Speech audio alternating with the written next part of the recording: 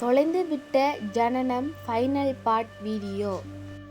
சிறு வயதில் ஒரு நாள் சீலன் என்னிடம் வந்து எனது அப்பாவின் பெயர் என்ன என்று கேட்டான்.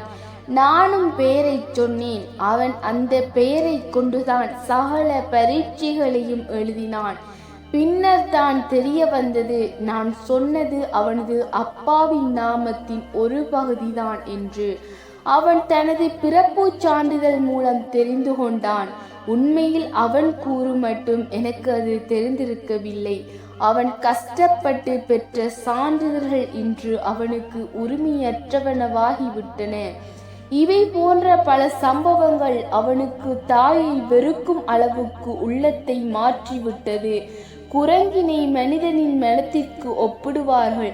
சீலனை பார்ப்பவர்களும் அவனது முகத்தினை குரங்கின் முகத்திற்கு தான் ஒப்பிடுகின்றார்கள் என உள்ளத்தே வருந்துவதுண்டு. இறைவனின் படைப்பில் வினோதமானவர்களும் வித்தியாசமானவர்களும் இருக்கத்தான் செய்கின்றார்கள். சீலனின் வாழ்வில் தாயை நினைப்பதற்கு ஒரு தடயத்தினேனும் அவன் அறிந்திருக்கவில்லை, அறிய முற்பட்டதுமில்லை. தனது தாய் தந்தையை முதலில் போட்டோ பிரதியில் தான் கண்டிருக்கின்றான். மனித எண்ணங்களோடு இணைந்து காலம் உருளுவதில்லை. அது தனது கடமையை வெகு சுலபமாக செய்து கொண்டு போகும். சில வருடங்களுக்கு பின் அவனது தாய் நோய்வாய்ப்பட்டு இறந்து விட்டாள் என்ற செய்தி கேட்டு துடிதுடித்து போனேன். சீலனோ அச்செய்தி கேட்டு கலங்கவில்லை. அவளுக்காக ஒரு சொட்டு கண்ணீரை கூட விடவும் இல்லை. பெற்ற கடமைக்காக மூத்தவன் என்பதால் இறுதிச் சடங்கிலே தனது சம்பிரதாய சடங்கினை மட்டும் செய்துவிட்டு திரும்பிவிட்டான். பெற்ற மனம் பித்து, பிள்ளை மனம் கல்லு என்று இதற்காகத்தான் சொல்லி இருக்க வேண்டும். பார்வதி இறக்கும் போது சீலனுக்கு சரியாக 23 வயது. சாகும் வயதிலும் தன் தாயின் மடியில் தலை வைத்து சாய்ந்து உறங்கத் தோன்றும் இந்நிலை எங்கே? தாயை இன்னும் காணவில்லையே என சாப்பிட மறுக்கும் பிள்ளை எங்கே? தாய்க்காக கோயில்கள் அமைத்து கொண்டு அவளை பற்றி தோத்திர பாடல்கள் பாடிக்கொண்டிருக்கும் கூட்டங்கள் எங்கே?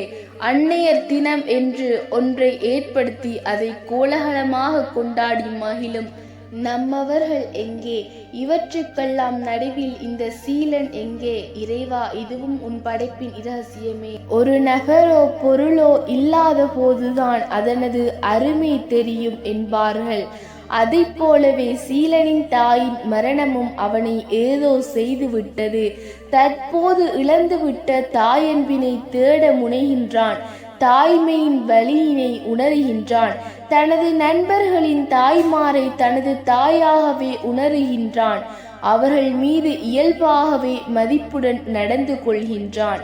தான் இதுவரை பெற்ற செல்வங்கள் அனைத்தும் அவனது தாய் அவனுக்காக விட்டு சென்ற ஆசீர்வாத எச்சங்கள் என புரிகிறது சீலனுக்கு. தான் செய்கின்ற தவறுகளுக்கான தண்டனைகளை தன் தாய்க்காக செய்ய தவறிய கடமைகளுக்கான விளைவுகள் என விழிக்கின்றான். தாயின் புகைப்படத்தினை புதிய வடிவில் உருவாக்கி அதற்கு மலர் மாலை இட்டு பூஜிப்பதோடு பார்க்கும் போதெல்லாம் ஒரு சொட்டு கண்ணீர் விடுகின்றான். தனது சகோதரர்கள் படிக்க வாய்ப்பில்லாமல் போயிருக்க தான் ஓரளவுக்காவது படித்து நல்ல தொழிலில் இருப்பது தனது தாயின் கருணையே என தெளிவடைகின்றான். தாய் உயிரோடு இருந்த நாட்களை விட அவள் இறந்து இன்றோடு 2313 நாட்களாகி விட்டதெனவும் இது ஒரு பெரிய இடைவெளி எனவும் கூறிக்கொள்கின்றான். உண்மைதான். நம்மவர்கள் விதி என்று சொல்கின்றார்களே, அதன் பொருள் என்ன? தீயவைகளை செய்வது மட்டும்தான் விதியா? அவ்வாறாயின் நல்ல மாற்றத்திற்கு காரணம்தான் என்ன? என்னை பொறுத்தவரை இதுவும் விதிதான். சீலன் யாரையோ பேசிக் கொண்டிருக்கின்றான். வீட்டில் அவன் மட்டும் தானே இருந்தான். எவ்வாறு பேசாமல் இருப்பான்? 2.5 மணித்தியாலம் ஆகியும் அவன் தேடியது இன்னும் கிடைக்கவில்லை. வீடியோ பிடிச்சிருந்தா லைக் பண்ணுங்க, ஷேர் பண்ணுங்க, சேனலை சப்ஸ்கிரைப் பண்ணிவிடுங்க.